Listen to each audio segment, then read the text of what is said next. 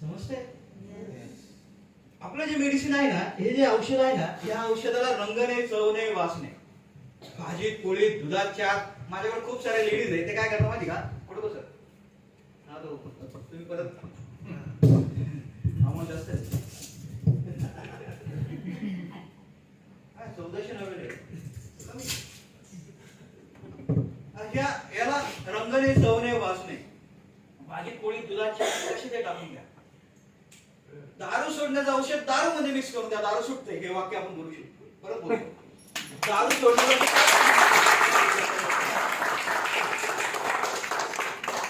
जी पण लेडीज असेल ना, घरामध्ये फ्रीज मध्ये उघडलं की एखादी दारूची बॉटल सापडते, बरोबर? तिने काय करायचं, ती बॉटल काढायची, थोडीशी ओतून द्यायची आणि याच्यातली जे औषध आहे त्याच्यामध्ये टाकून द्यायचं आणि झाकण लावून बंद करून ठेवायचं.